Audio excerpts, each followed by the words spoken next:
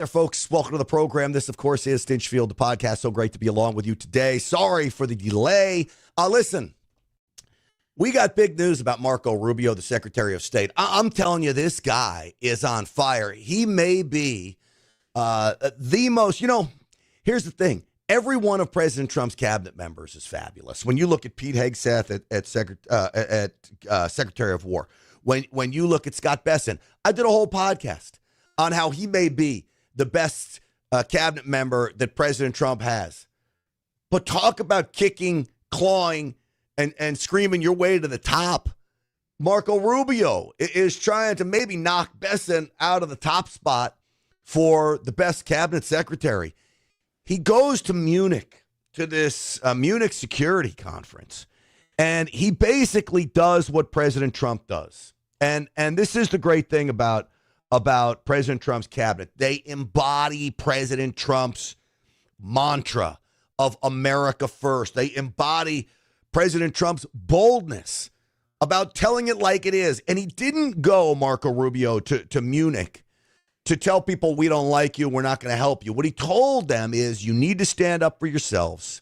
You need to stop with the open border nonsense. You need to stop the destruction of your own society.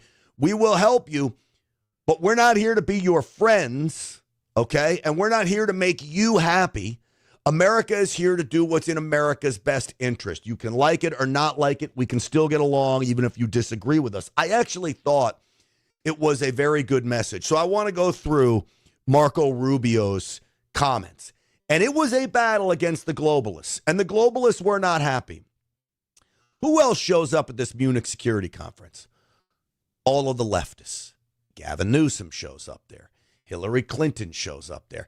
AOC shows up there. Does AOC think she's going to run for president? I'm going to play for you in a little bit the clip that proves she is not capable of being on any stage, much less a world stage. She's awful, Alexandria Ocasio-Cortez. So with that, folks, let's get the show started. Before we run the intro, let me tell you about my friends over at VRAinsider.com. If you want to crush the market, subscribe to this newsletter. It is such a simple program, and they are backed with 2 decades of success, averaging 35% returns, beating the market every year, I think, but 2 years over 2 decades. VRAinsider.com. Kip Harridge is the guy behind this. He's the brains behind it. You see him on Fox Business. They're offering now to Stinchfield's Army members a free 2-week subscription. Go to VRAinsider.com. Sign up. You'll get their portfolio, the same portfolio that I'm trading now, and I'm so happy with them. They invest in the same predictions that they make. If you want to crush the market, and it's not day trading. It's not this crazy, in, out. It's setting up, and you might change a position, every couple days, every week. It might be every month.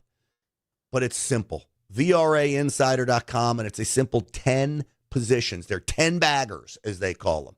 And it's an amazing program. VRAinsider.com. That's VRAinsider.com. Go sign up for that free 2-week subscription. All right? You're going to love it. All right, with that, let's get the show started.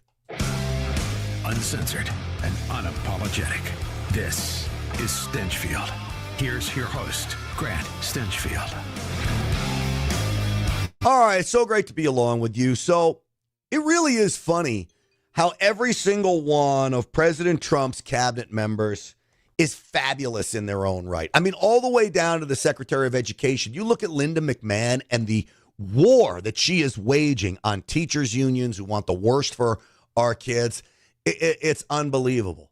To Kelly Loeffler at the Small Business Administration, literally exposing waste, fraud, and abuse, and not just Minnesota, but Massachusetts and all over.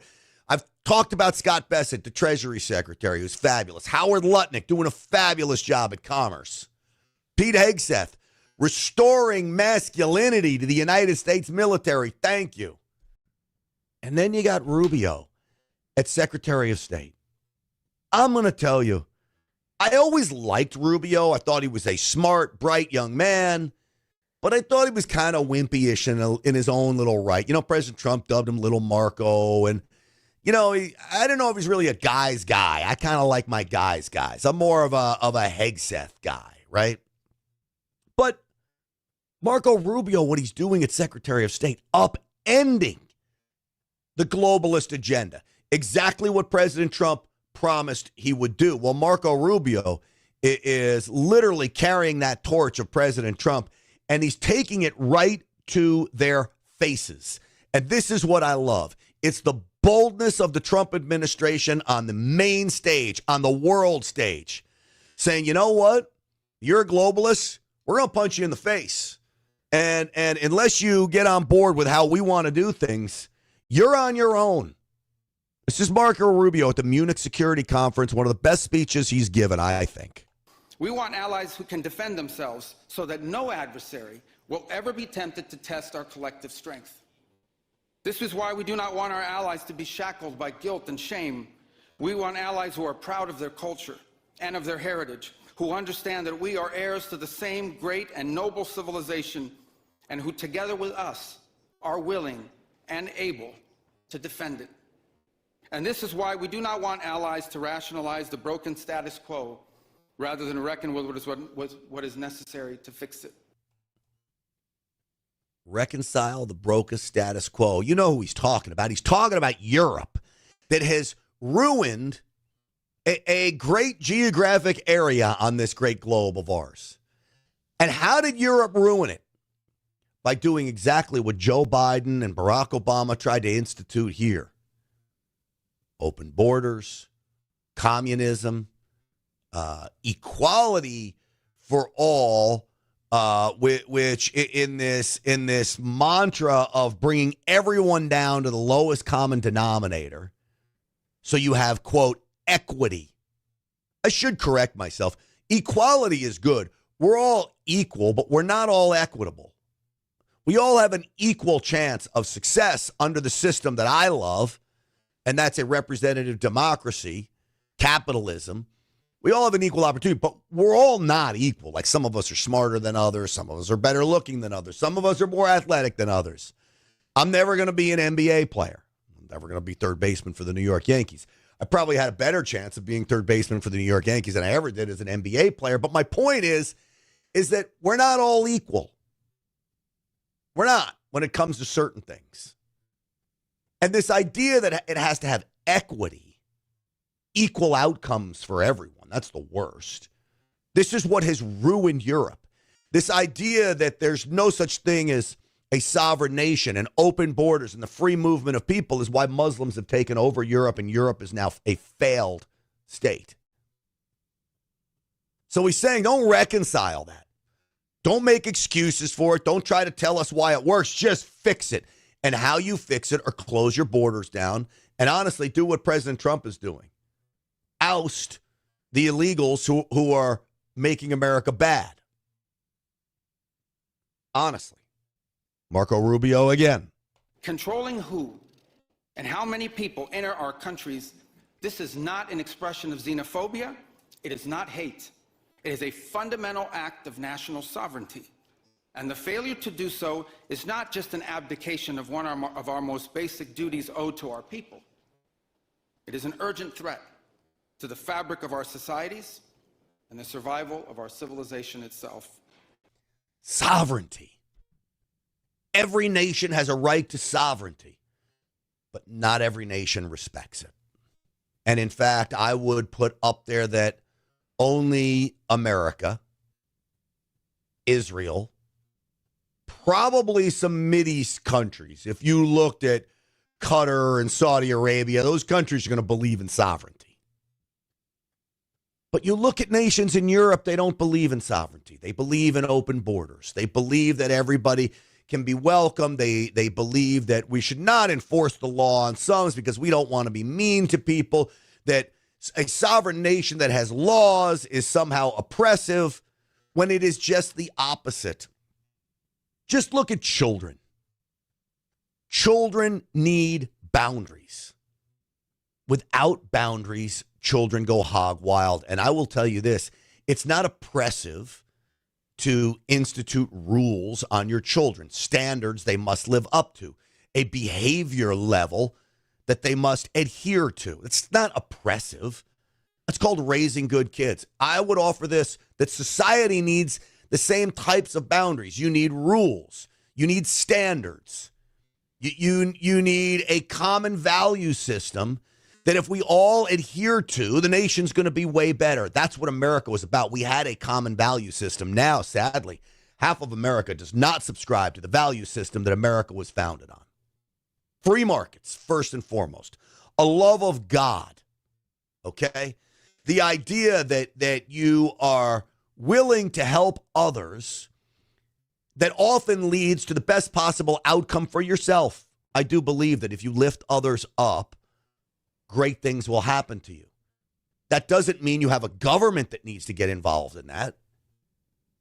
There is a role for a safety net in government, but not like we have it. Now it's literally, they want this universal income style government, that everybody gets money. Communism doesn't work. So this value system that this country was created on, pull yourself up by your bootstraps. You go out and get it. You hunt, you gather, you create, you start things.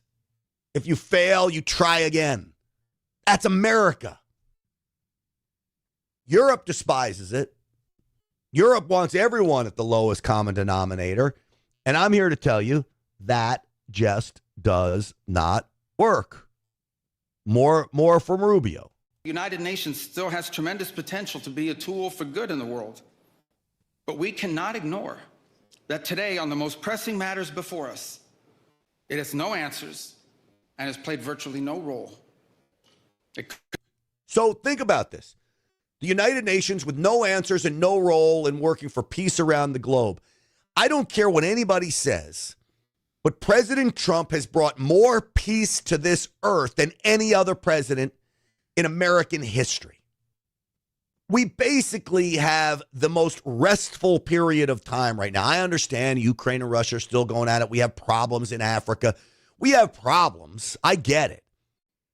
But this is the calmest it has been in as long as I can remember. If my adult life started in 1991 when I graduated from college. Was I an adult in college? Yeah, kind of. I didn't act like one. When I graduated from college in 1991, what were we? We were in the middle of the freaking Gulf War. And ever since then, we've been embattled in wars. There's been craziness throughout the world. Right now, it's the calmest it has ever been. And that is only due to President Trump and his strength, his peace through strength mantra. So I love what Marco Rubio brings here. And the United Nations has had no solutions to any of this. Does this sound familiar?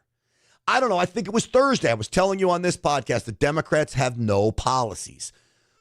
What is the United Nations? The United Nations is a foreign version of congressional Democrats.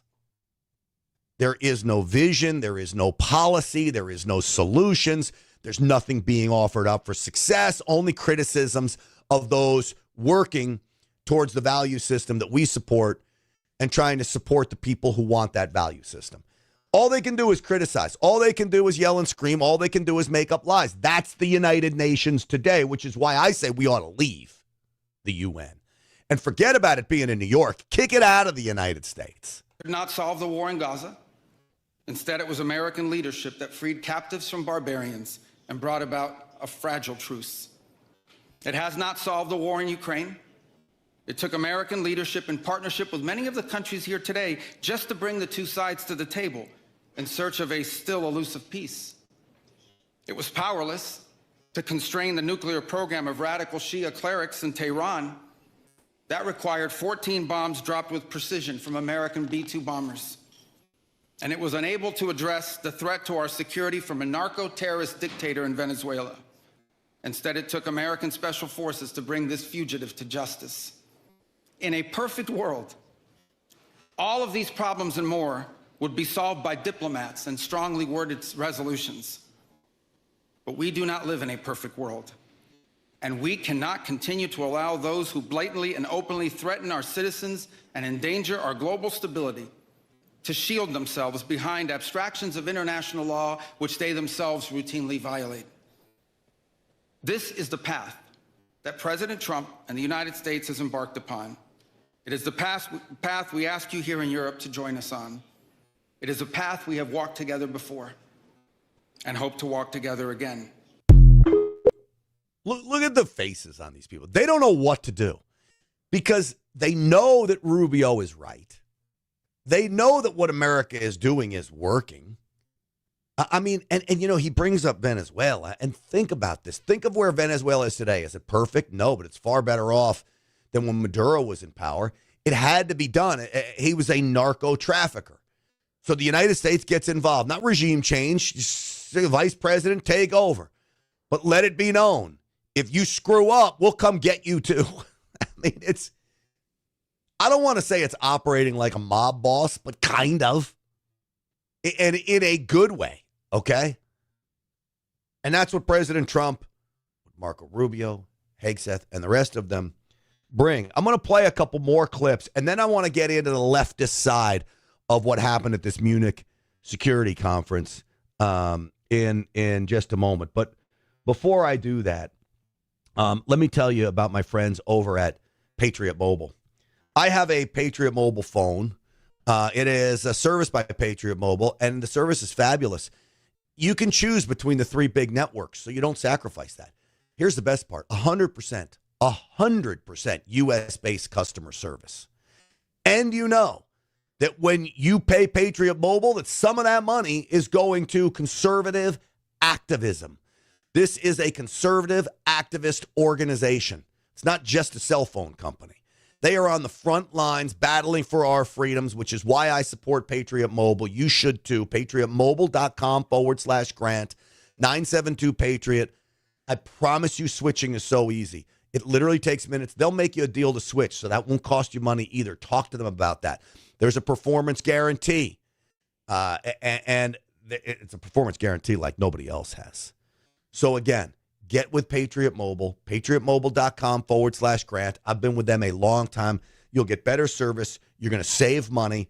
You're going to have U.S. customer service, and you're going to be with a company that's helping America, helping President Trump, helping us secure the America we dream of and long for. patriotmobile.com/Grant. Stop funding the woke left. 972-PATRIOT. 972-PATRIOT. Tell them Grant sent you for a free month service. That's a free month service. If you use that promo code Grant, do it today. All right. Back to Marco Rubio. So he goes to Munich and brings the heat, man. Just brings the absolute heat. We are part of one civilization, Western civilization. We are bound to one another by the deepest bonds that nations could share, forged by centuries of shared history, Christian faith, culture, heritage, language, ancestry, and the sacrifices our forefathers made together for the common civilization to which we have fallen heir. That common civilization is Western civilization, and that includes Europe and the United States and Canada. But Western civilization is failing right now because of the globalist agenda, because of the rise of communism and leftism and this idea of equity for everyone. But notice what he added there, which is going to trigger those, especially in Europe, and it'll trigger many of the Democrats here. That our civilization was based on Christianity. It cannot be denied. As much as they want to deny it, it is an absolute fact that the Christian faith played a huge role in building the greatest societies the world has ever known, and that is Western civilization. That at one time included Europe, I don't believe it includes it today. I only believe the greatest nation on earth by leaps and bounds. There isn't even a close second is the United States of America, even with all our problems. But now with President Trump as the helm, but even with all our problems, even when Joe Biden was allegedly at the helm, America was still the greatest nation on earth, and it was still a nation built on Christian values. Marco Rubio says that there, and I promise you, he triggers them. So he ends up going to face the media. And the media wants to always trip the United States up. They always want to run gotcha questions because they just can't have us winning. So they're going to fight the battle for the leftists, for these mopey globalists that really do feel beat down, especially on the climate agenda. That basically, that scam is over. It's been upended. They've got their tail between their legs. So they rely on the media to ask gotcha questions. Well, Marco Rubio calls them out too. Let me just make one more point, because I think you asked him a question in order to Hold on one second, because I'm having a hard time hearing that. Let me get the volume up so we make sure you get the full force of Marco Rubio. Here we go. Let me just make one more point, because I think you asked him a question in order to see if you can get him against us with something about, oh, you criticize. A lot of countries didn't like what we did in Venezuela. That's okay. That was in our national interest. I'm sure there's something he'll do one day that we don't like, and we'll say, hey, we didn't like you did this. So what? That doesn't mean we're not going to be friends, we're not going to be partners, we're not going to be able to cooperate with one another. Countries express their opinion all the time. We have very close allies that didn't like what we did in that regard. I can tell you what, it was successful. We're proud of it. It was necessary, because the guy was a narco-terrorist, and we made him a bunch of offers, and he chose tore them out. And look what's happened in Venezuela in the 6 weeks since he's been gone. Okay, now it's got a long way to go. There's still much work that needs to be done, but I can tell you Venezuela is much better off today than it was 6 weeks ago. So, boom, to the media. So the media asks a question, oh, your allies are upset with you.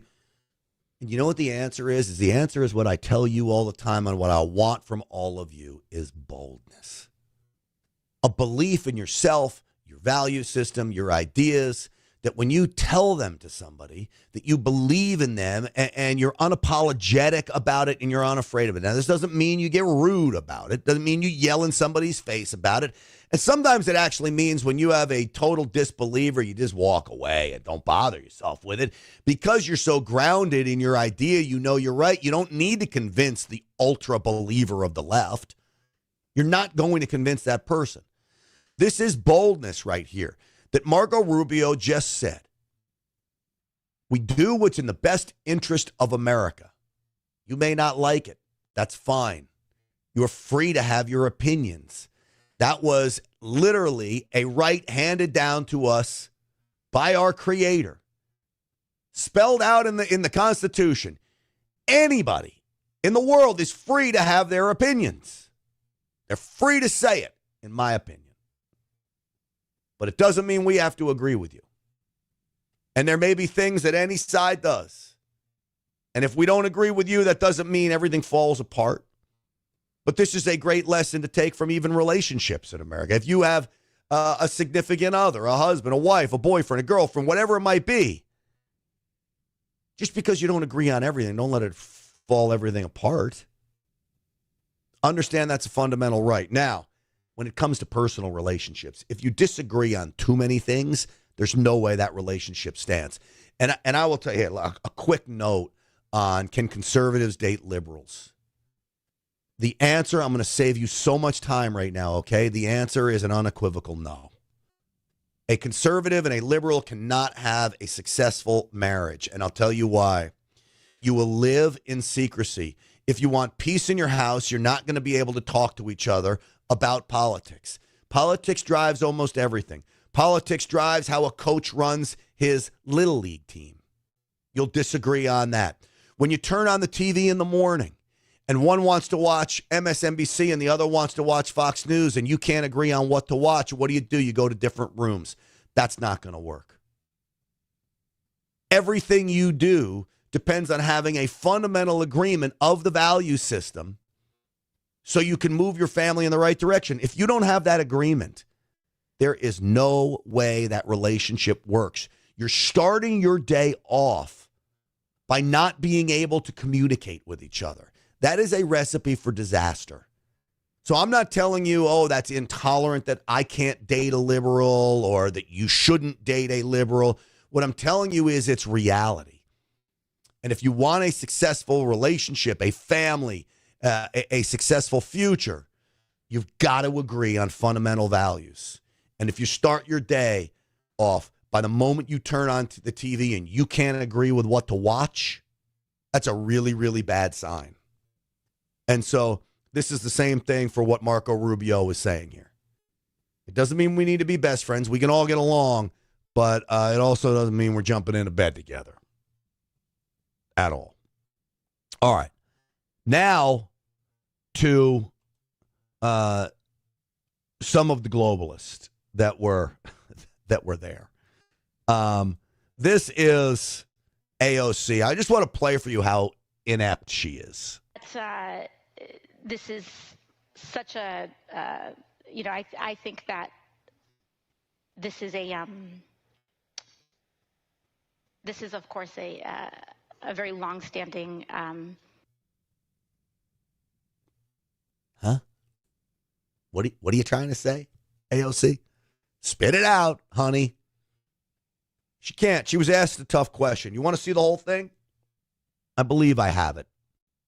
This is the whole thing. This isn't just about a presidential election.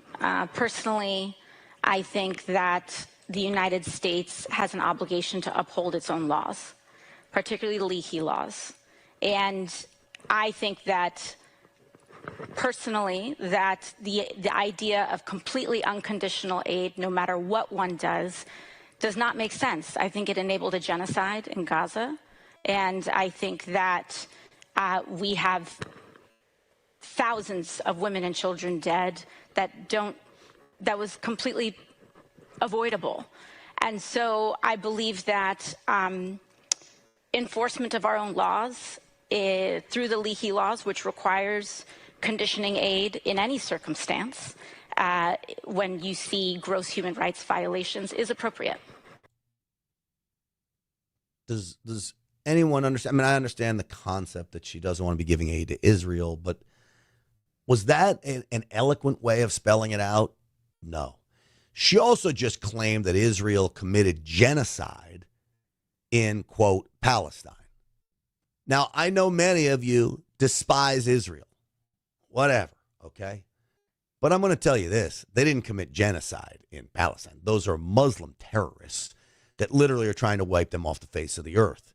I don't want to argue about all the other stuff about Israel, but when it comes to that one interaction, it's not genocide. And I don't think anybody, I would hope none of you think that Israel is engaging in genocide. She just said that. There was more from AOC as well. Would and should the U.S. actually commit U.S. troops to defend Taiwan if China were to move? Oh, this is good. Should U.S. troops be committed to defend Taiwan? You want to hear my quick answer to this? So if I was sitting on that stage, under no circumstances am I offering up U.S. troops, but there may be a circumstance that I would offer up unbelievably strong help from the United States military. What that entails, I'm not telling you. Because if I was president of the United States, I want China to know that Taiwan, a free Taiwan, is in the United States' best interest. And you've seen what has happened to other dictators and leaders when they do things not in America's best interest. Now, what are we going to do if China was to do that? I'm not telling you, because I'm not tipping off China as to anything. But I can tell you this right now, China better not make a move on that front. Was that short, sweet, to the point? Didn't really give away a lot. It let you know that Taiwan is very important to the United States. It let Xi Jinping know that America means business. But it didn't tip off what we would do. Now you want to hear her response? I think that this is such a, I think that this is this is, of course, a very long-standing policy of. Anybody understand where she's going? I gave you my policy on Taiwan quicker than she could even get out her first word. United States. And I think what we are hoping for is that we want to make sure that we never get to that point. And we want to make sure that we are moving in all of our economic research and our global positions to avoid any such confrontation and for that question to even arise. So it's a hope and a prayer. That's your deterrent to China, a hope and a prayer. We don't want to. And what do you mean economic research? Economic research is going to protect Taiwan? I don't understand that. Or is she just spewing words like Kamala Harris? Because that's what she sounds like. When they don't know what they're talking about, they spew and ramble. And they think that they're duping their followers and, oh, she's so smart. No, they just come off as absolutely dumb. You know, if you didn't know the answer, I mean, I think the best way is my way of saying, I'm not telling you what I would do, but I will tell you it wouldn't turn out well for China. And Taiwan's freedom is in the best interest of America. But I'm not going to tell you what we would do because I'm not tipping off our enemies. I think that's a very safe position to have, and it comes off as strong. But at the very least, she could say, you know, I'm so focused on American policy right now, I need to do more research about what the best way to handle that is. I don't want to give you or commit to a position on that right now. It's not the greatest answer. It shows you're unprepared, but it also shows that you're willing to be truthful, honest, upfront, and I think that goes a long way with people. This floundering and fumbling, trying to come up with something is freaking ridiculous, quite frankly. So, after all of that, Hillary Clinton gets up and wants to start spewing nonsense. Let me, you know what I need to do? Let me do this first. Let me tell you about my friends over at the Wellness Company. TWC.health/grant. Use the promo code GRANT for 10% off. If you don't have one of these prescription medication kits, I'm urging you to go get one now. TWC.health/grant. 10% off. Ivermectin in here. All of the antibiotics you would need to keep your family safe for the most common infections, strep throat, that kind of thing, right here. So you don't need to go to the urgent care. You don't need to get your doctor. You don't need to go to the drugstore. It's here. And God forbid we have power outages, some kind of natural disaster, or who knows what. You have prescription medications on hand. And then the other very important product they have is the Ultimate Spike Detox. If you took that vaccine and you have spike protein in your system, I recommend this as a daily supplement. COVID's still going around. It's not doing anything, but you don't want that spike protein. And the disease, the virus, puts that spike protein in as well. So even if you didn't get the vax, get rid of the spike protein by taking Ultimate Spike Detox. You know the dangers of it. TWC.health/grant.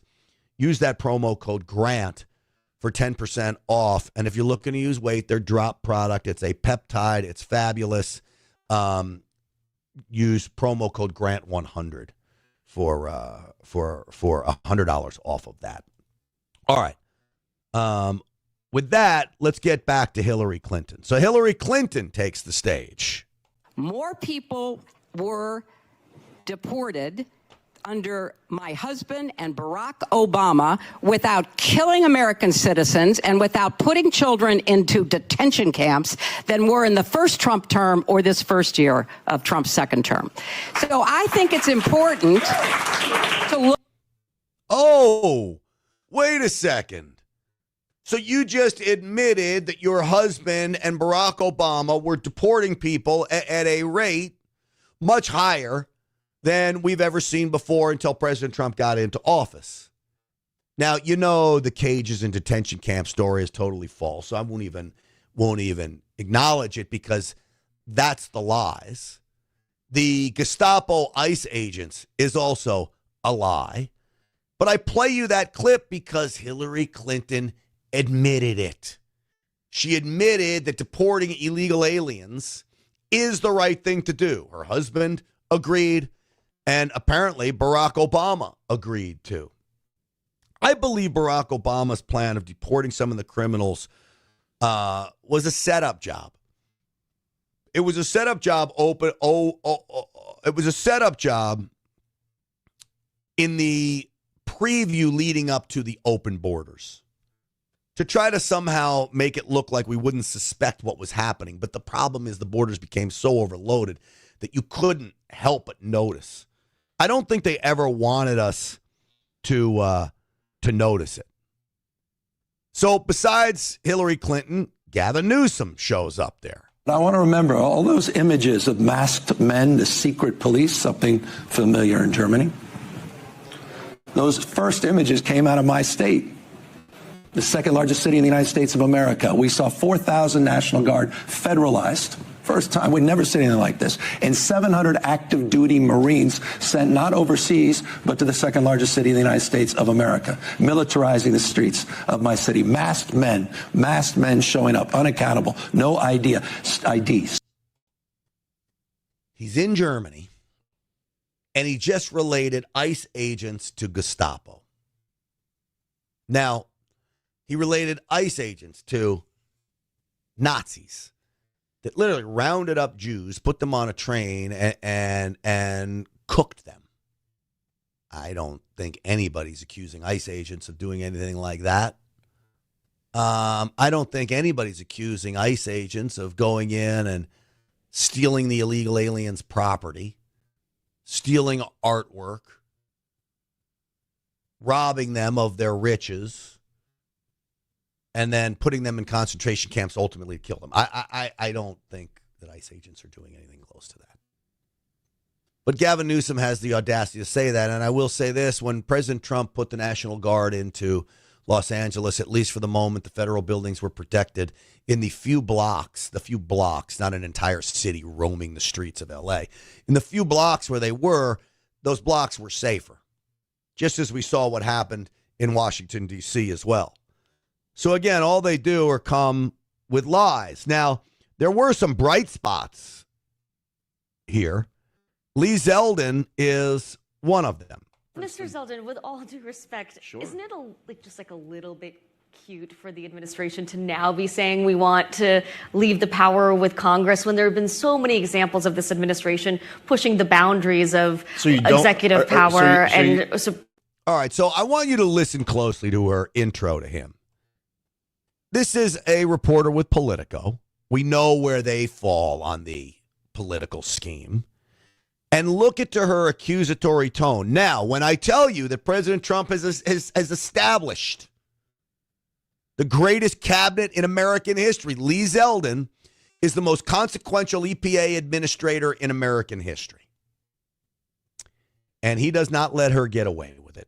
Mr. Zeldin, with all due respect, isn't it By the way, when you say with all due respect, you better duck, because that means here comes the slam job. Little bit cute for the administration to now be saying we want to leave the power with Congress when there have been so many examples of this administration pushing the boundaries of executive power and court power and the law in general? So I shouldn't follow the law. I'm saying that there are many examples of this administration in gray areas of the law. But you're asking me about the endangerment finding, and I'm sitting here as the EPA administrator, and I'm happy to answer any question that you have. I committed when I was going through the confirmation process that I'm going to follow the law.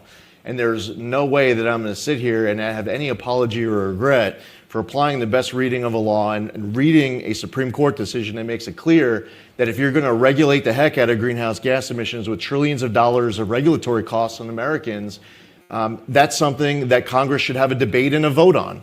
And every time you see any member of Congress who wants to grandstand and complain and cry about the decision, the announcement that we made 2 days ago, well, why don't you do your damn job? You're a senator, you're a congressman, try to amend the Clean Air Act.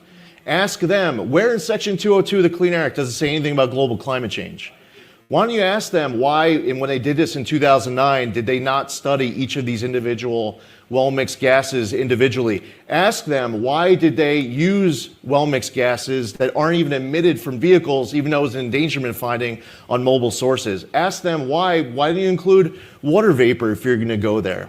Why didn't you look at local and regional impacts, which is what the EPA and Clean Air Act had been applied for 50 years? My job is to follow the law. And I will very proudly defend a decision that is based on what is, in fact, indisputably the best reading of the law. And guess what? Here's the best part. If Congress wants to change the law, they want to change Section 202 of the Clean Air Act, and they want to tell me that I'm supposed to regulate the heck out of greenhouse gases, guess what? Then we'll do it. But that's not what happened. So in 2009, President Obama and his allies in Congress, they tried to put together the votes to amend the Clean Air Act. They weren't able to get the votes, and they said, you know what? We're going to do it anyway. President Trump was sworn into office January of 2025. On day one, he had me he signed an executive order giving me 30 days to complete the research, the vetting, provide a recommendation as it relates to the endangerment finding. I read the Supreme Court precedent. I read Section 202 of the Clean Air Act with our team, and there's only one best reading of the Clean Air Act. And in so many different ways, the many mental leaps that were done in the 2009 endangerment finding violated that. I played the whole clip. What am I doing? I played the whole clip because I wanted you to see his well thought out, well formulated response compared to the liberals I've showed you today. And to think about the climate agenda and what he's explaining there, and maybe the most fundamental key of all of this, which is what I tell Democrats on a daily basis, is that I love this country because if the people don't like something, they can change it. If you don't like the Second Amendment, you can have a constitutional amendment to get rid of it. Now, I will fight for it, but you can get rid of it. So try to do it. Okay? There is a process in place. If you can't do it, then it is what it is. And it is the law. And Lee Zeldin said he's willing to uphold the law, whatever the law may be, because that's the job of the EPA administrator or any leader of any agency, is to uphold the laws on the books. You want to change the laws? I'll uphold them. But they can't change the laws. So what do? They took unelected bureaucrats in these behemoth state agencies. They came up with regulations, and they forced them on the American public with no say from Congress. And if you don't abide by a regulation, what happens? The government comes calling. They may not be able to put you in jail, but they will fine you. They will take your money. They will pull your license. They will make life nearly impossible to do business if you do not comply with their regulations. Now, is there a role for regulations? Yes, Congress can't make a law for everything, but when it becomes so burdensome and so encumbersome, Congress has to have a role in these, especially when it has huge effects on the economy. You don't need Congress to make a law to say, okay, you can't store flammable liquids in a room that's smaller than 12 by 12, right? You can leave that to the regulator. But you do need Congress to make laws to say, you know what? You can't go mandating that you have a certain type of fuel in every single car, or that you mandate every single car be electric when Congress has had no say in that. And the overall effect on the public is so great, Congress needs to take a role in that. And so that's what the Supreme Court ruled. And that's what Lee Zeldin said. We're going to throw out all these regulations that Congress should have weighed in on. And if you want the regulations put back in, you got to put them back in as laws. And when you do that, we will enforce them. But here's the wink and the nod. Good luck doing it, because I doubt you're going to be able to. Okay? Now, I picked this next clip for a reason, but I don't remember why. How about that? So let's play it, and we'll talk about it. This is like my soundbite slot machine. We just run it and then we comment on it. I stand here as an American senator feeling very concerned about the 2026 elections in November. He is telling us what he wants to do. He is laying it out for us. Oh, boy. So another leftist senator now telling us that President Trump, the dictator, is going to steal the election. Are you kidding me? This is literally the projection of the Democrats that I am so tired on. That we know the folks that have stolen the election are the very people that are members of the same party she claims to represent, Democrats. And it is up to the Americans to believe him, right? That just like in 2020, he said, if I don't win, then it wasn't a free and fair election. It wasn't. He is repeating the playbook, now threatening to put uniformed federal agents around polling locations. I mean, he's telling us the playbook. So the question is, what are we going to do as Americans to defend our democracy that we helped invent? Okay. And that, to me, that process that's going on right now, which is playing out in front of all of you, it's not like we like coming here and talking to you about the difficulties in our own country. No one likes to do that. We're not talking to you about difficulties in the country. You are. And yes, we have challenges brought about by your freaking party, Elise Slotkin. Brought about by your party. Our challenges are trying to overcome the damage that you and Joe Biden have done. And now you're lecturing to the world, apologizing for America, and claiming that President Trump's going to steal the election. You are, it's intellectually bankrupt just to call her names, but I don't know what else to do, because when they lie to you about stuff like this, it deserves name calling. What a loser this lady is. But it is playing out in front of you. And the question is, will the American people, and when will the American people feel like the issues of democracy are actually not someone else's issues, their kitchen table issues? They affect my everyday life, my safety, my family, my security. So why aren't you voting for voter ID laws? If you take democracy that seriously, why aren't you voting for this? Now, I'm going to tell you something that most people don't know. Those in Congress and the United States Senate have an ID that they used when they cast a vote to make sure that nobody else casts that vote. Why are they using that in the United States Senate? Why does a senator need a card to say, hey, I'm Senator Chuck Schumer, I'm Senator John Fetterman, I'm Senator Mitch McConnell, to vote? Because they want to make sure the senator, not a staffer, is voting. Well, what's good for the United States Senate should be good for the American public. Has anyone asked them about why they use an ID to vote in the United States Senate? Nobody. So Elise Slotkin, jump in a freaking lake, man. Really, jump in a lake.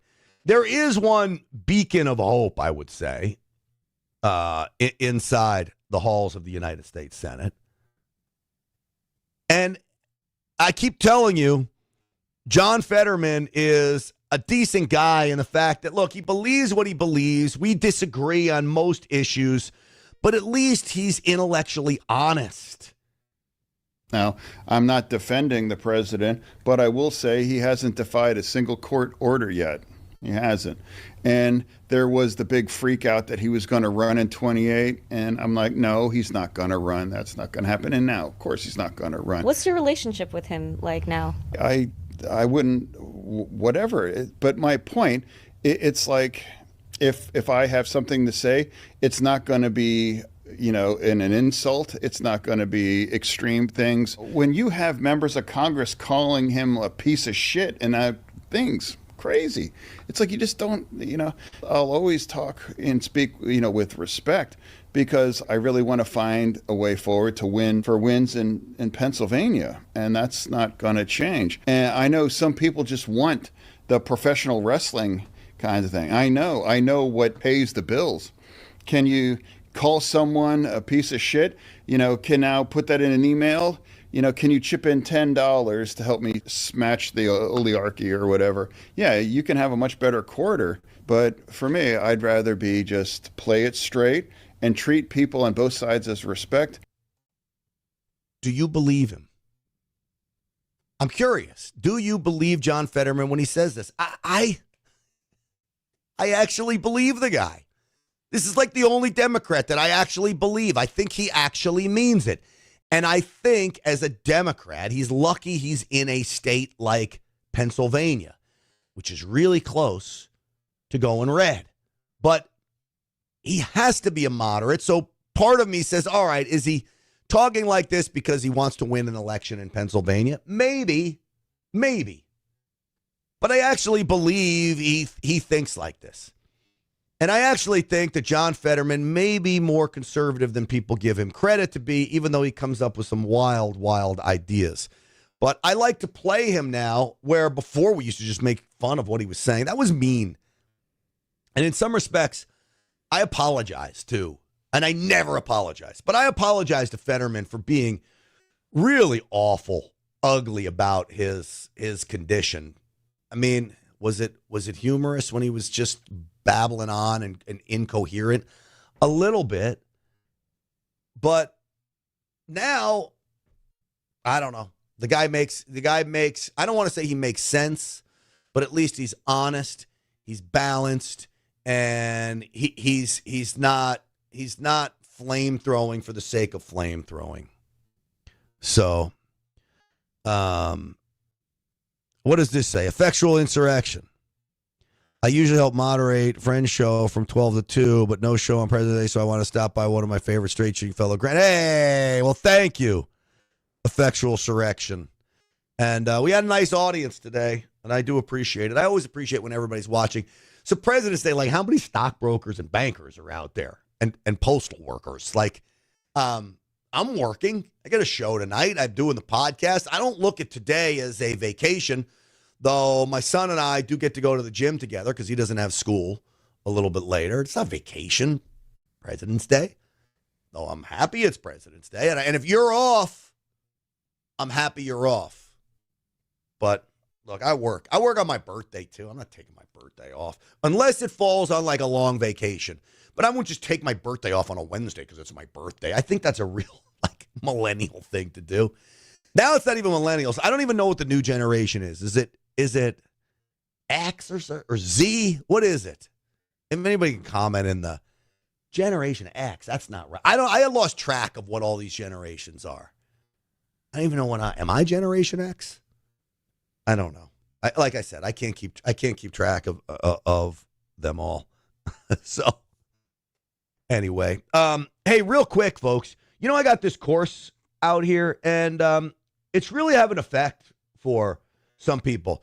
It's called the Maverick Mindset, and if you go to the mavericksystem.com, it's a short course, and it'll help you hone in your alpha skills. It'll help you reframe your brain so abundance comes to you, all right? We get what we strive for, as long as we strive for things in certain ways, and that's what the Maverick System is all about. A simple step way to reframe your brain so you start to get the things that you want: respect, money, jobs, a business, a girlfriend, all of these things. The mavericksystem.com.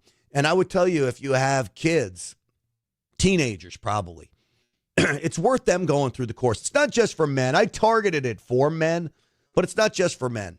The mavericksystem.com. It's about going on offense, start winning again, and we'll show you how to do it. All right, folks, that's going to do it for us today. I so appreciate you joining us. I got to go shoot a music video for Real America's Voice for a new song they got coming out. They're killing it with these songs. And so I've got to take part in this music video, which is always really fun. I love doing stuff like that. So I'm going to go do that now, and then I'll see you on the Real America's Voice show tonight, 7 p.m. Eastern Time. Stinchfield's Army rolls because of all of you. Another big thanks to Shelley, our captain. I apologize for being late to the podcast today. I don't like doing that, but I had some things going on, and it got away from me. So we'll try not to be late. That's not in the Maverick System, okay? The mavericksystem.com does not talk about being late. If you're not early, you're late. That's my theory, so I apologize today. God bless all of you. We'll see you tomorrow.